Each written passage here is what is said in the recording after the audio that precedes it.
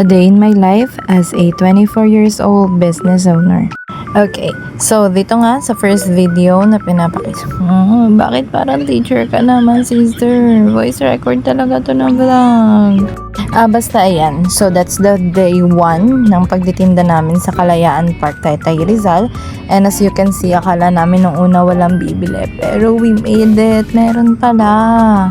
Meron naman palang bumili, and actually naka-sold out kami dyan ng almost 30 to 40 pieces na flying saucer. So that's our day 1 sa pagtitinda. And dito naman, this is our day 2. Actually, we tried na magtinda sa harap lang ng bahay namin, which is sa Teodoro, San Juan, Taytay, Rizal.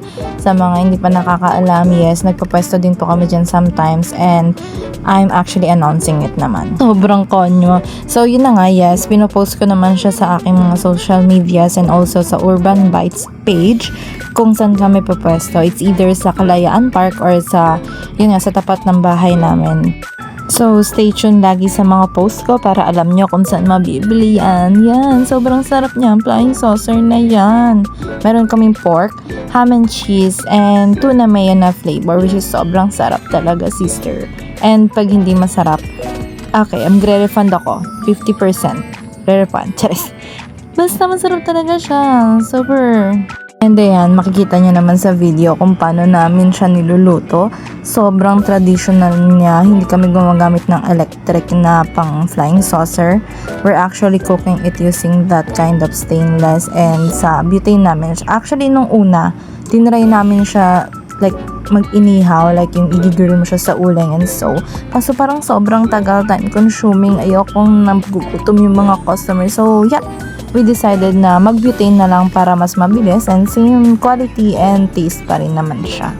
And sorry na lang pala sa quality ng video kasi yung kapatid kong bunso talaga naman ang nagbibideo dyan. Hindi ko alam kung anong kinukuhaan niya. Sabi ko, kuhaan ako na nagduluto. Kuhaan kami ba?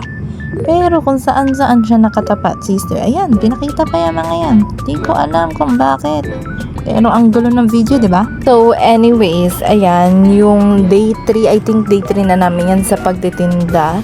And naka-sold out din kami dyan, actually, 40 to 45. Basta ganun, basta marami rin kami nabenta dyan na flying saucer. And also, I think that's our day 1 na pagtitinda ng mini pizza. And sobrang sarap din yung younger pizza na yan, as in. Actually, 50 pieces, ay hindi, 25 lang. 25 pieces lang yung dala ko dyan that time kasi I actually just tried it. Baka kasi mamaya, hindi siya magustuhan. But, nagustuhan siya actually. Na-sold out siya. Unang-una siya na-sold out bago yung flying saucer namin. So, it means na masarap talaga siya. And yes, ayan, sa video na yan, nagpapa-free taste kami actually. And akala ko nung una, it will not gonna work kasi dinadaan-daanan lang sila. Yan, yung pinsan ko yan, yung lalaki, and yun yung kapatid kong bunso, yung malaki mata. Ay, sorry, yung nakasalamin. And nagpapa-free taste kami dyan kasi I just want to try yung mga technique ba ng mga big brands sa mga mall, sa mga bazaar, like they are trying to have free taste para makahakot ng customer. And nakikita nyo ba yung video na yan? Oo, bumili si ate kasi nag-free taste siya ba? And I must say na sobrang effective ng idea ko sa free tasting. At ayan is ang aming day 5, I think. Basta, yan yung day na sobrang daming na sold out na pizza. Like, 50 pieces na pizza yung dala ko. And that time is Sunday and wala masyadong seller. That's why nakapagtinda kami sa mas malaking pwesto. And sobrang dinumog talaga. May like nangarag ang person. Nangarag kaming lahat na akala ko hindi mauubos yung tinda. Pero in less than an hour, we made it. Na sold out talaga ang mga mini pizza na yan. And kaya ako nasabi na baka hindi ma-sold out kasi umuulan talaga niyan. Nung time na yan, bago kami magtinda, sobrang sama ng panahon. And nung nagtitinda na kami, bigla na nang tumigil ang ulan. And yeah, sold out siya. Oh my gosh. At dahil nga sold out siya, maaga kami nakauwi. And yap, ayan ang sneak peek nung time na dinudumog kami. At ayan din yung time, ayan, nakikita niya naman. Ayan yung time na ngarag na hindi ako nakaupo niyan. As in, ang daming bumili.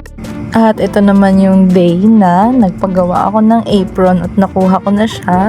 I'm super excited niyang time na yan kasi yan yung first apron na pinagawa ko for Urban Bites. And I actually customized yung logo. Ako po ang nag-edit niyan, yes. Simple lang siya pero alam mo yun, parang may achievement unlock na agad sa aking business kasi meron na kaming pa-apron. OMG. Si OA. At dahil nga may pa-apron na tayo, hindi ako papayag na walang picture taking that day. Kaya tignan nyo ang susunod na picture ng ating poging cook. Ha, charis! And ayan ang ating poging cook na mukhang hindi napilitan sa pagpicture, diba? Kasi gabi na yan. Gabi na talaga yan, sister, nang tinake namin yung picture na yan. At eto naman ang 190 pieces na younger pizza na in-order ko from Tanay. Yes, 190. That's my second order or third. Yeah, third order na yan sa aking supplier dahil sobrang sarap talaga at sobrang best seller yan sa Urban Bites. So that's it for now. Thank you for watching.